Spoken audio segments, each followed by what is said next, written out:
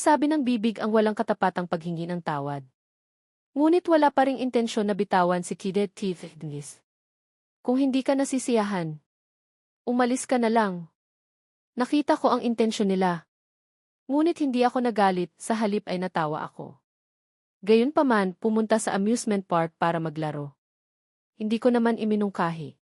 Sa aking pahintulot, nakampante si Kidet Tifednis. Ang grupo ay nagpagalagala ng walang layunin. Kapag may nakitang kawili-wili, sinusubukan agad ang magagaan na laro. Sinubukan din ang nakakakilig na laro. Sa buong proseso, si Kidet Tifednis ay napapaligiran sa tabi ni Tien Tidetsin. Sa natural na paraan, protektado rin siya ni Tien Tidetsin. Sa likod, kung may taong hindi alam ang sitwasyon, baka isipin nilang sila ang magkasintahan. Ngunit ang tunay na boyfriend ay ako na nasa likod.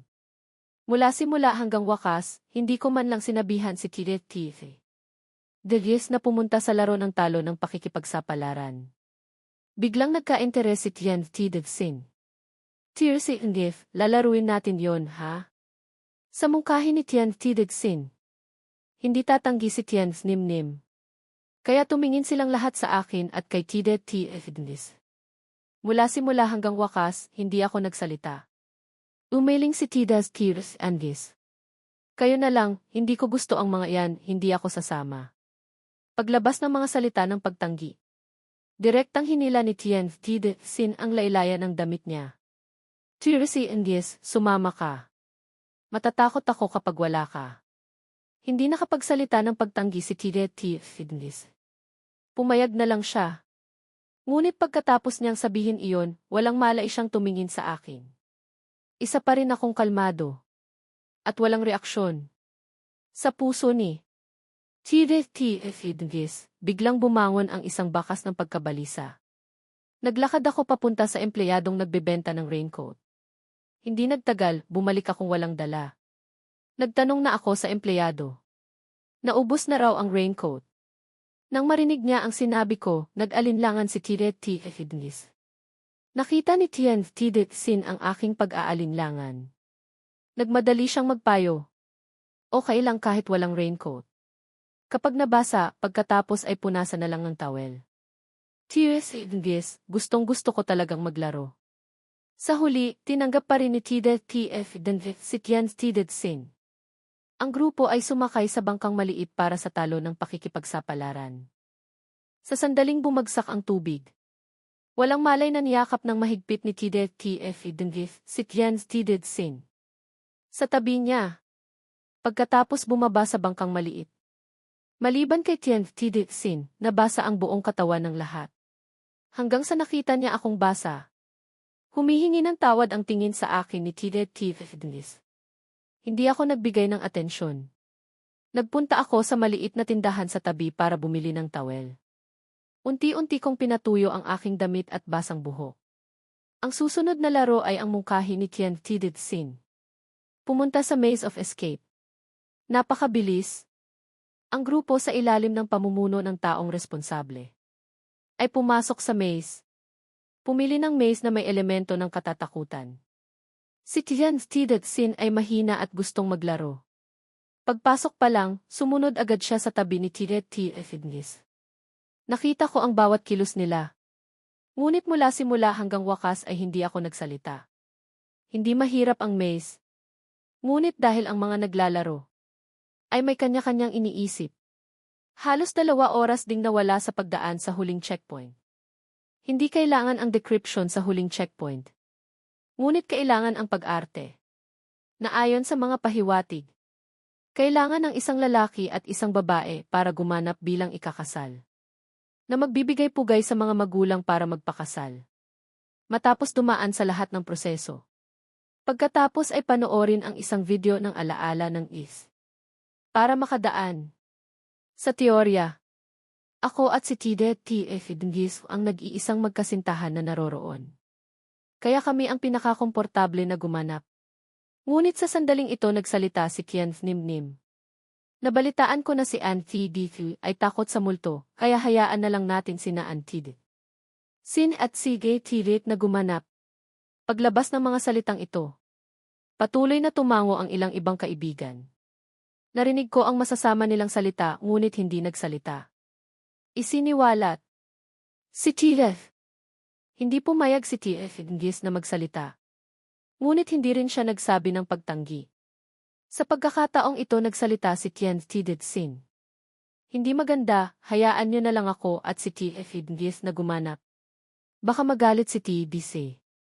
Sinabi niyang salita ng pagtanggi. Ngunit palagi niyang hinihila si TF Ingis.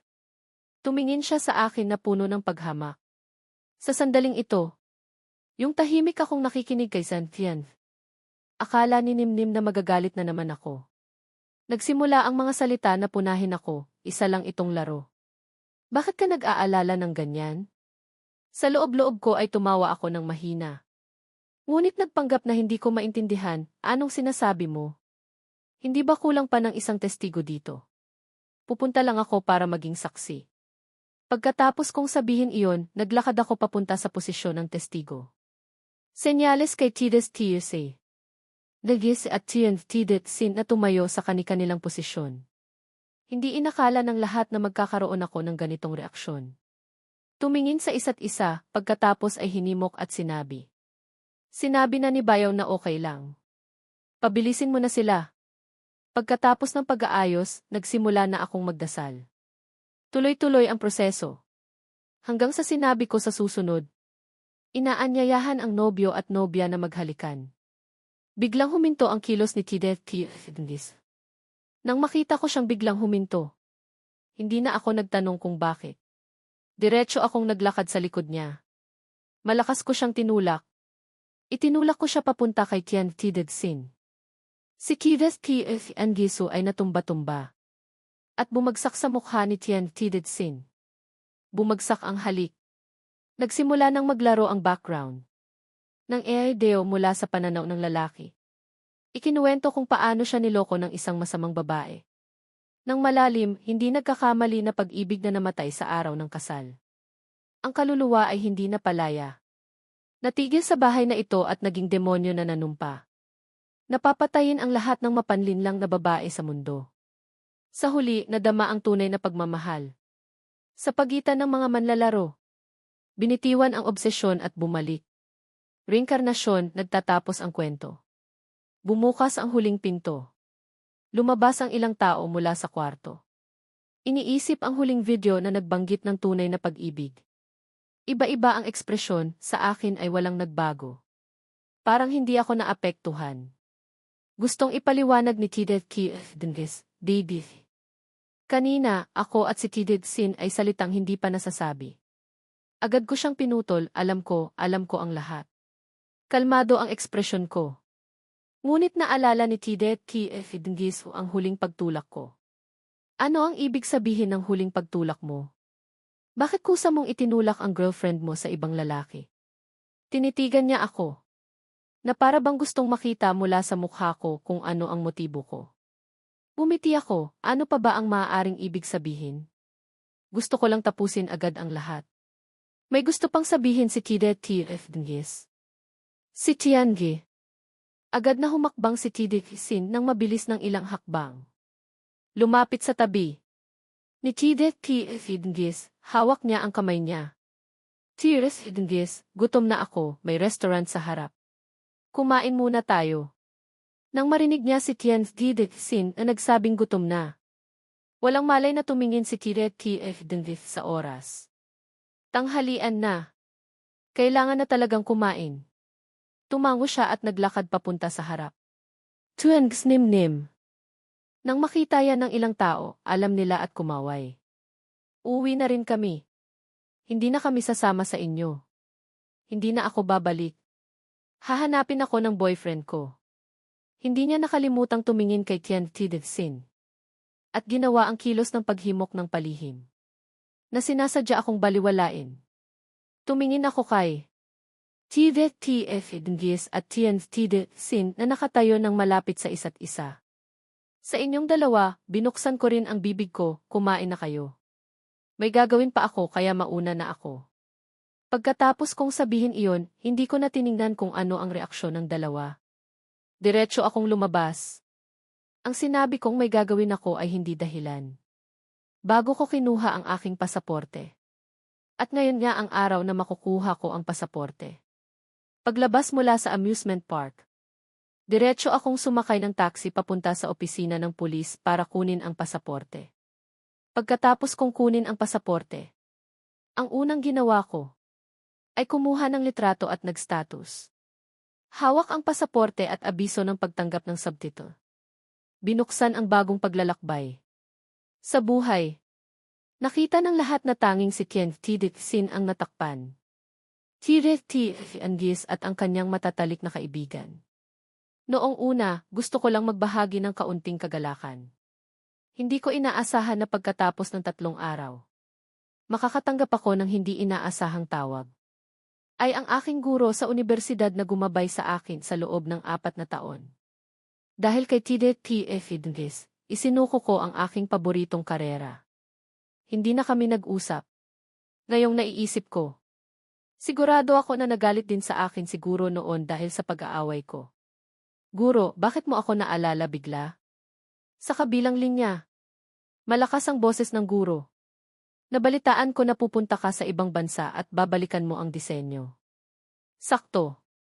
Bukas ay may pagtitipon ng mga kaklase para magsama-sama. Bilang pamamaalam sa iyo, iniisip siguro at mga kaklase na matagal ko nang hindi nakita. Hindi ako nagdalawang isip na pumayag.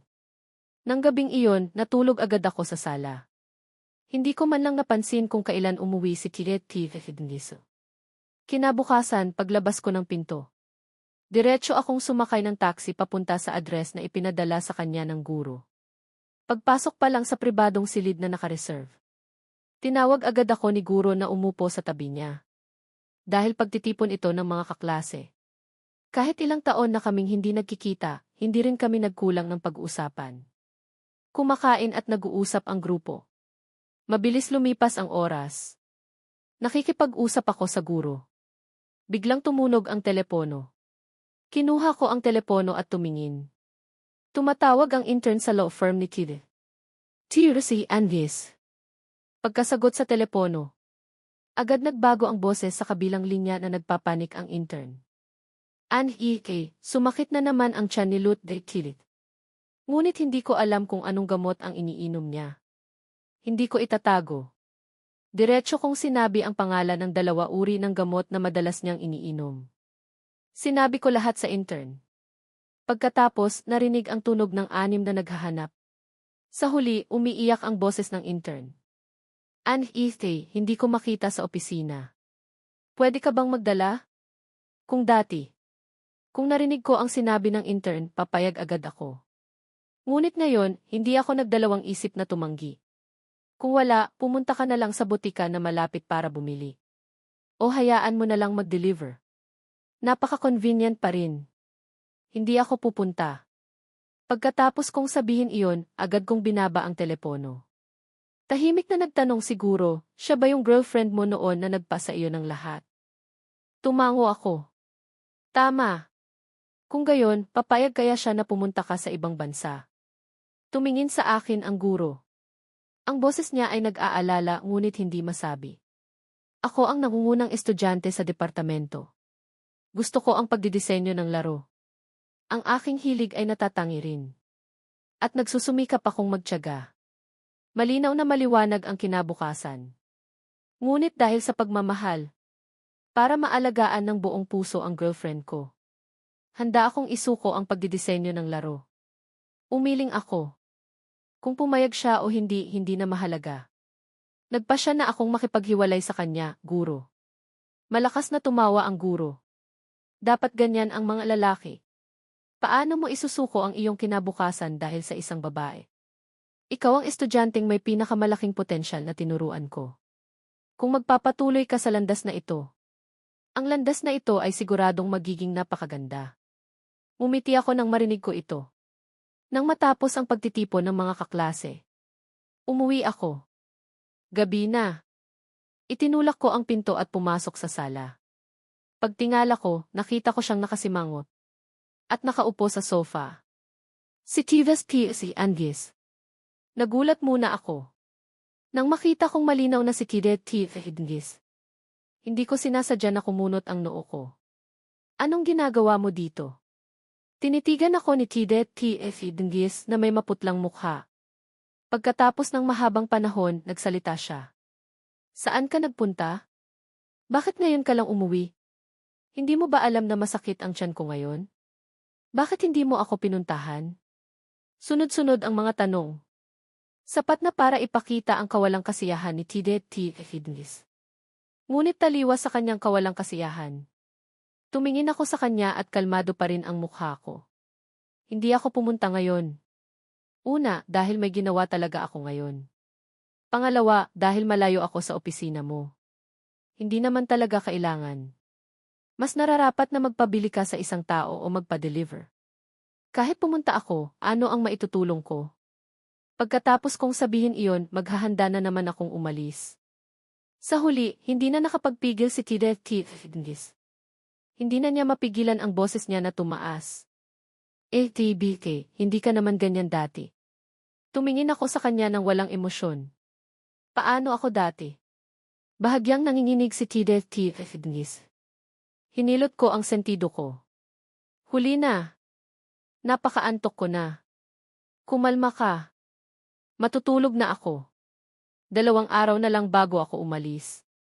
Tinanggal ko ang paraan ng pakikipag-ugnayan ni Tidet T.F. Dengis. At ang kanyang mga matatalik na kaibigan. Binura at binlock ko silang lahat. Gayunpaman, ang taong gusto ni Tidet T.F. Dengis ay hindi ako. Gayunpaman, ang taong kinikilala nila na hipag ay si Kenneth Lacsin. Kapag pumunta ako sa ibang bansa, hindi ko na kailangang makipag-ugnayan sa mga taong ito. Pagkatapos kong tanggalin ang mga kaibigan, lahat ako ay lumabas sa group. Chat kay Tidet T.F. Dengis. Nilinis ko ang lahat ng bagay na may kaugnayan sa kanya. Sinimulan kong ayusin ang aking mga gamit at inilagay ko ang maleta sa pinto. Matapos kong asikasuhin ang lahat. Nagkataon na itinulak ni Tidet T.F. Dengis ang pinto at pumasok. Pagpasok pa lang, nakita niya ang mga maleta na nakatambak sa pinto. Biglang may sumulpot na masamang kutob sa kanyang puso. Ano ito? Tanong niya sa akin. Medyo nagulat ako. Bakit umuwi ng maaga si Tidet T.F. Dengis ngayon?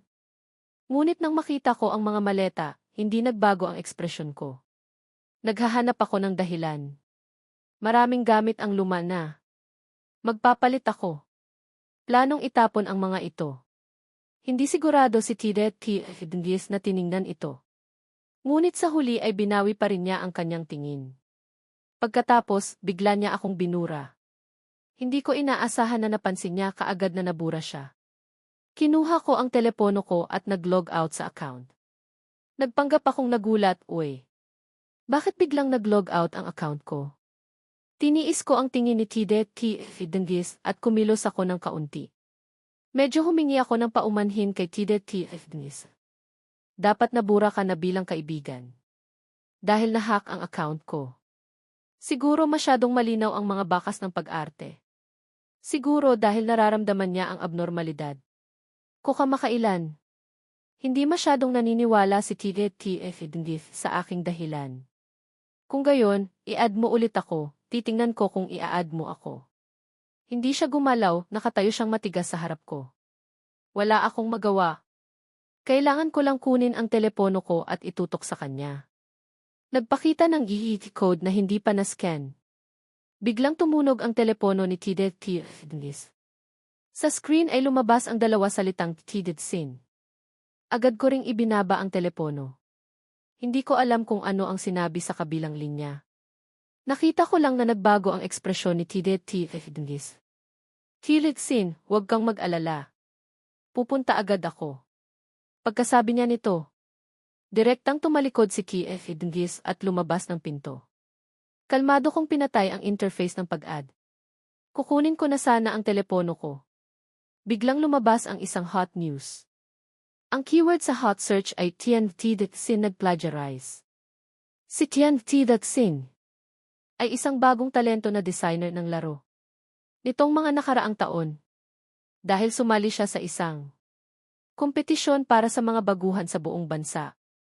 Doon, nalampasan niya ang mga hadlang para makuha ang korona. Ngunit ngayon, nabunyag na. Ang napakasikat na disenyo na nanalo ng corona ay isang plagiarism. Nagkataon na si Tian Tidexin ay pinlagiarize ang disenyo ko mismo. Kaya pala kanina, tumawag si Tian Tidexin kay Tideth Tiefnis. Kaya siya nag-alala. Si Tideth Tiefnis ay dating girlfriend niya. At isang abogado. Sigurado akong siya ang pinakamabilis na makakatulong sa kanya. Para malutas ang problema. Sayang lang. Ang plagiarism sa mundo ng disenyo ay isang patay na landas. Hinanap na lang ni Tian Tidexin ang kanyang kamatayan. Ngunit lahat ng ito ay walang kinalaman sa akin. Binuksan niya ang software para bumili ng tiket. Nagpareserba ng tiket sa eroplano para bukas papuntang London. Bumalik si Tideth Tiefnis.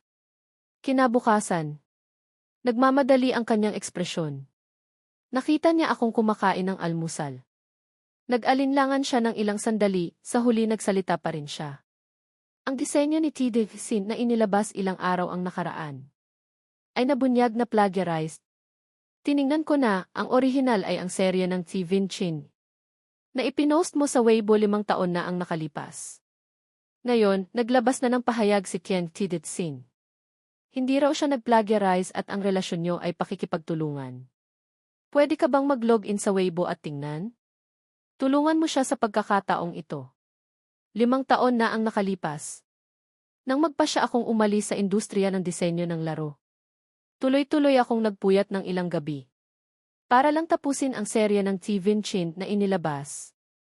Noon, tinanong din ako ni Tideth Tiefnis kung bakit ko gustong magdisenyo ng laro, bakit ko pa rin isusuko. At ang sagot ko ay hindi mahalaga ang karera.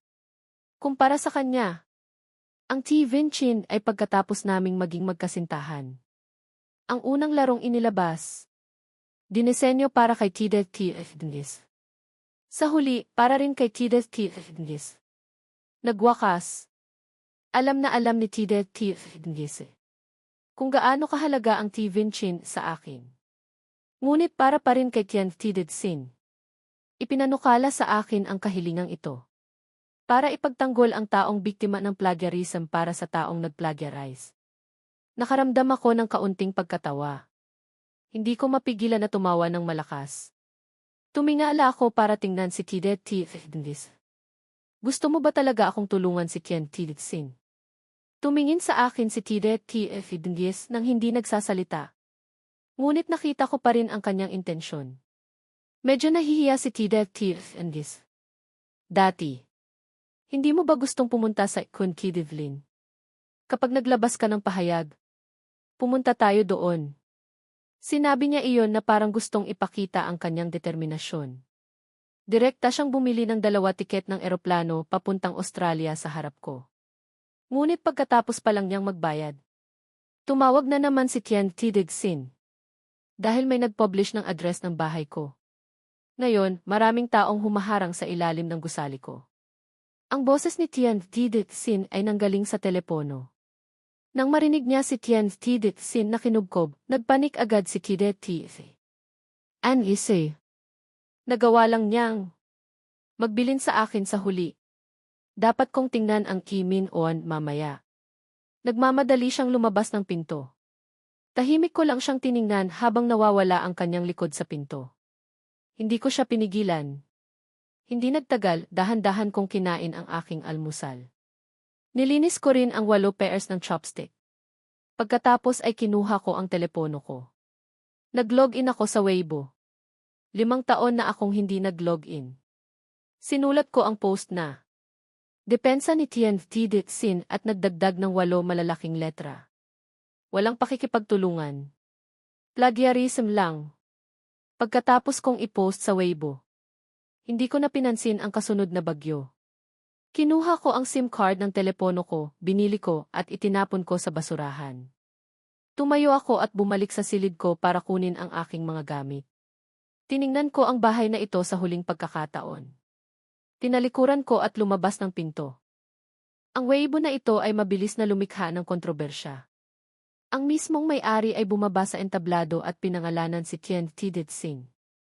Plagiarism lang. Pagkatapos niyang mabunyag na nag-plagiarize, Matigas pa rin ang ulo niya at ayaw umamin. Nag-post pa siya at sinabing pakikipagtulungan lang. Ang pagbabahagi ng inspirasyon ay naging napakakatawa. Ang galit ng mga netizen ay mas mataas sa bawat pagkakataon. May ilan pang ang sobra na